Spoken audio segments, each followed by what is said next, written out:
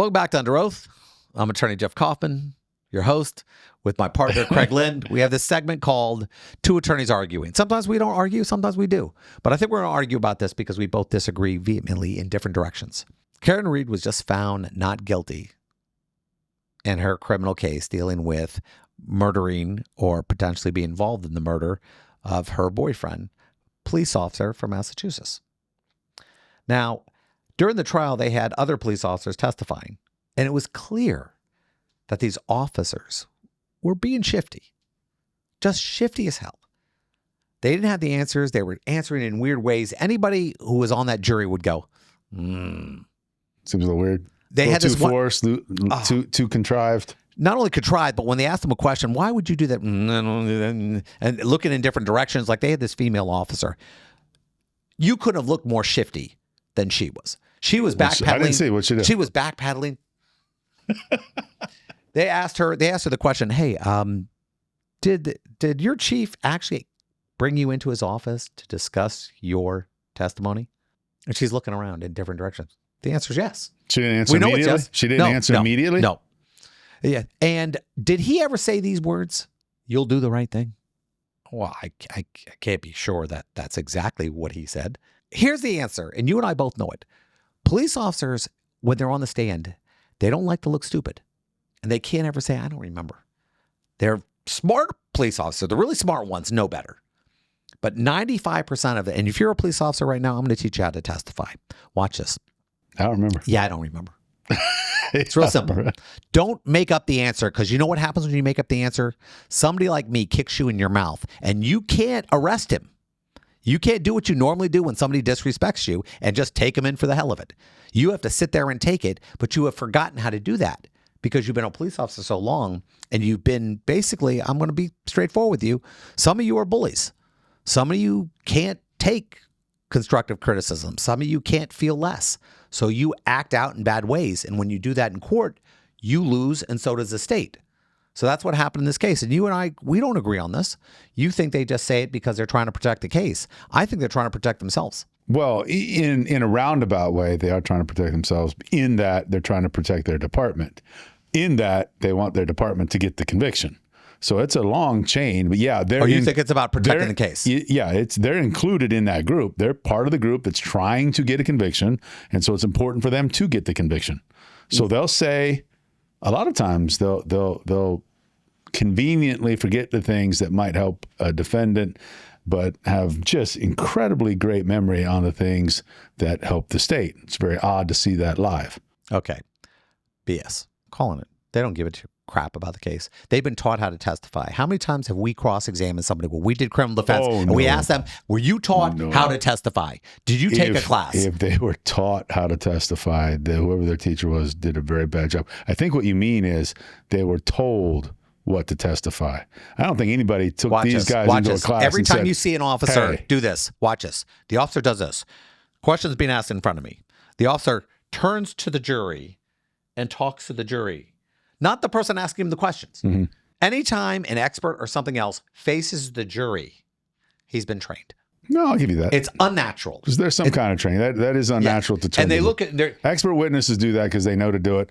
Because they're trying to gain sympathy. They don't know. They'll turn and look at the judge. I've seen the judge go, tell them. Tell them. Tell him.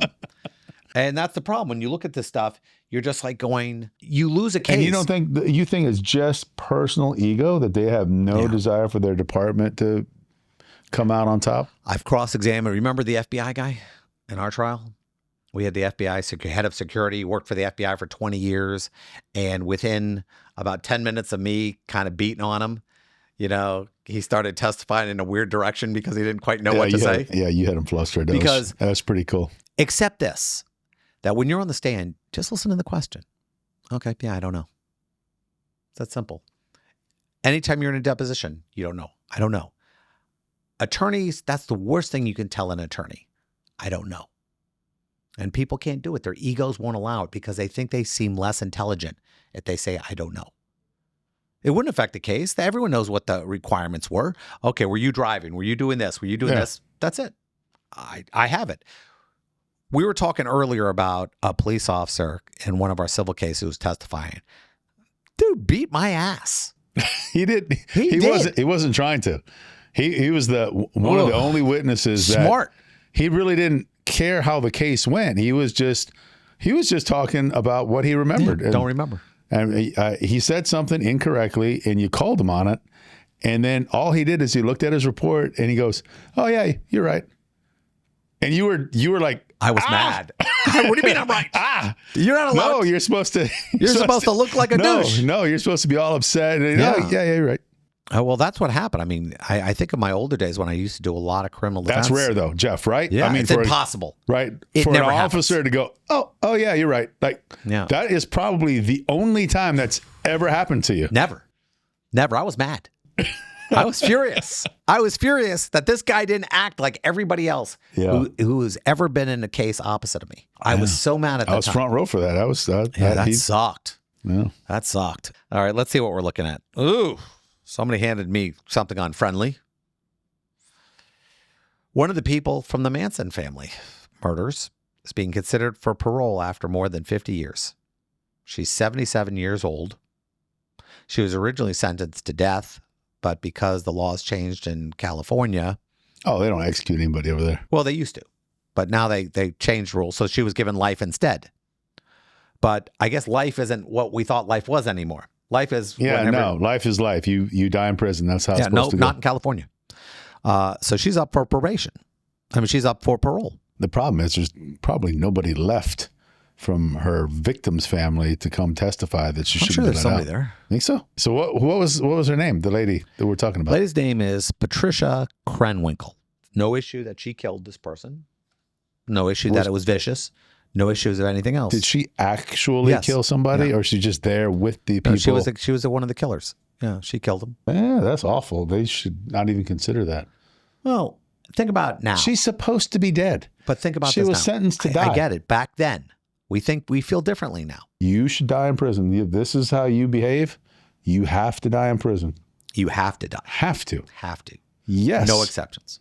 No exception. There is no forgiveness. There is no not learning. For something like this. No, not for the. After 50 years, you think you figured it out that you did wrong? I don't care if she figured it out. She's being punished. This is not to rehabilitate. I don't give a crap if she's rehabilitated. I want, and society and her family and the people who knew the victims, they want her punished. That's the primary purpose of our justice system, is to punish. Rehab, that's extra. So who are the only people? That's gravy. If you accidentally get rehabbed while you're being punished, that's great. We'll take that too. But you're there for punishment, not for rehabilitation. Punishment. Okay. So you don't believe in any situation where a person who's been found guilty, and let's say the evidence is clear, and a jury made a reasonable decision that they should have to serve that full sentence, no matter what? Yeah, no exception. Okay. So how are our president allowed to pardon people all the time who actually did it? Yeah, I disagree with their ability to pardon people. So pardons can't be given. If it's Craig's dictatorship running America, yeah, pardons don't count for murderers. Never. You can't pardon a murderer. Ever, ever, ever. So somebody can't learn? No. It doesn't matter if they learn. If you're a murderer, you must be punished to the fullest extent. And the fullest extent is you either being killed by the state or dying in the state's care. I don't care if you learned or didn't learn. It doesn't matter to me. You need to be punished. You killed somebody, you die in prison, or the state kills you. Those are the only two acceptable options. I don't know. I think when you're talking crimes like heat of passion or something done quick, a stupid quick act, I don't think that defines you for 70 years. I just don't think that. Yeah, taking a drink too many and driving home and not meaning to kill somebody, sure. I can see eventually not being punished anymore for that. Killing somebody and writing helter-skelter in their blood on the wall, no. You don't think there was any mental manipulation of this person? I don't care. You should. I don't care if there's mental manipulation. I don't see a difference between being drunk and being in a cult where they kept you up for days on end and you finally wound up getting Stockholm Syndrome. Well, there you go. That's how you justify it. I can't justify it that way. Absolutely not. Fact is this. This is what happened. The woman chased Abigail Folger with a knife, stabbed her multiple times at the home. Well, hold on. Let's keep reading and you'll get to what I'm talking about. She later testified that her hand throbbed from the repeated stabbing. Her hand hurt. She stabbed her so many times that her hand hurt. I mean, later. Whatever. Well, how many times does somebody punch somebody and afterwards go, oh, that hurt? That doesn't mean anything. It speaks to the viciousness and the callousness displayed by that woman that night. You need to die in prison. I'm upset we didn't kill you in prison. We should have killed you in prison. Electric chair, lethal injection, whatever they do in California. Hanging, I don't care. That lady does not deserve to take another breath. She does not deserve to enjoy another meal. If they ever have apple pie or carrot cake or anything in the mess hall while they're feeding her, that's a pleasure she should be denied. She should be dead. I think in this case, there's a lot of extenuating stuff. Yes, it was evil. Yes, it was ridiculously bad. But I think the environment that she was in has to be taken into account. And when you have such a lunatic like Charles Manson convinced a lot of people to do a lot of stuff. And we're talking high-end bands. Here's what I think. Mercy to the perpetrator, mercy to the criminal is cruelty to the victim. There's no way around it. So do you think it's only let's get on this. So what if the family members say, you know what, we forgive her. We think she's served enough time. It's not up to the family members. Well, family members may have lots of different reasons. No. That's what you just said, it's unfair to the family. The point is to punish them, not to appease the victims. No, I think it should appease the victims that the perpetrator is being punished. That should. But it doesn't matter if it appeases them or not. They need to be punished for the sake of being punished. I don't care if the victim comes in and says, yeah, that was my mom and I'm really sad, but I'm a religious person and I don't want this person to die. So I think they should get life in prison, or they should be given a second chance. God believes everybody should get I can see a victim's family member saying something like that. Doesn't matter. It's not up to you. They're being punished for them. They need to be punished. We're not trying to appease the victim here. Actually, I think we're actually wrong about that. I think our system is set up. In fact, we even have moments before sentencing where family members come up and they read how they feel about it. And they want it to affect the sentencing. In fact, when you think about one of the most powerful cases that have ever existed in our lifetime, you're talking about, our boy Epstein. The only reason why Epstein wound up paying for the crime was because the families were not informed of the punishment and they weren't allowed to say something. And that's why the federal case was undone, because we do take family members and the victims serious when it comes to this and when it comes to their punishment. Don't take them seriously. They can have a say. But if they involved in their punishment, that's part of our law now. That part of their punishment is going to be based on they can give how they statements so that the person, and it's usually the judge determining what the sentence is going to be, can take that into consideration. I'm not saying that the state shouldn't execute somebody and not hear from the very religious family member who doesn't want them to be executed. Sure, you can say your piece. And that might even do them some good to say, hey, I went and I did what I could to try and save this person's life. I did right by the Lord, and I did what I could, but the judge sentences that person to death anyway. They need to, again, not to appease the victim's family, but to punish the person who desperately needs to be punished. In the end, we have a parole board where we let people out early in situations like that. And it's normally based on whether they've accepted responsibility for the crime and that they've learned from their issues and who they've become. And what we're saying now is, hey, guess what? Nobody gets paroled for anything. No matter, because guess what? Death is not the worst. No. Then what about rape? Depends. Parole for rape? Not if it's a child. Absolutely not. Okay, but an adult could be raped. It depends on the circumstances, because things qualify as rape that aren't the same as, hey, I snatched you up, drove you to a cabin, you didn't know me before. Or it could be rape too, to, hey, we've been dating for this many months and, well, you took some drugs and I took some drugs and next thing you know, we're both fooling around. So there's all categories of things that qualify for rape. So no, you can't make a statement that all rape deserve the same kind of punishment. You can make the statement that all murders deserve the same type of punishment. I wasn't in the right state of mind. You already agreed that if I was drunk, it's okay. If you were drunk and you stabbed somebody to death because you wanted to bring about their death, no, not okay. I thought the monkeys. If you were drunk and you drove, Well, okay. I was Well, on then acid. then we need to take you off the planet because you aren't in your right mind. I wasn't in my right mind when it happened. Well, yeah. So what? You're being punished for what you did. Okay, but we've already decided that based on the situation, it could be okay. For murder? So No. who gets to make that decision?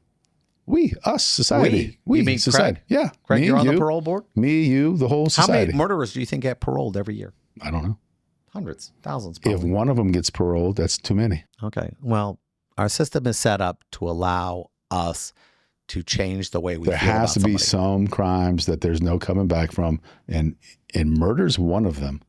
I know you don't like to hear it, but that there has to be some crimes that are so bad that you cannot be forgiven for them, and murder's one of them. There's always something that we can say, well, now this, and now this, and now this. I mean, think about drunk driving. Drunk driving is only a huge crime now because of a political action group. That's it. Half the crimes people get arrested for in almost every state are DUIs. It's an industry. Well, And criminal offense. In Florida, they call it the what do they call it? The Financial Relief Act for criminal defense attorneys. Yes. I mean, It's half their cases. It's half of every criminal defense attorney's yes, cases. is DUIs. Probably DUIs. Why is yeah. DUI so prosecuted over every other crime? I don't know. We do. Political. Mothers Against Drunk Driving. Is that really a thing anymore? Oh, yeah. They get awards. Do they still Remember, exist? officers used to get Mothers Against awards Drunk Driving still exist? they would get awards from this organization, depending on how many arrests they had. Really? I remember cross-examining a guy. I said, weren't you the top DUI arresting officer? And did you get an award for that? And don't you get promotions for more things? I mean, DUI is the easiest crime to arrest somebody for and get credit for. How tough is it? I'll pull over. Yeah. Get in the car.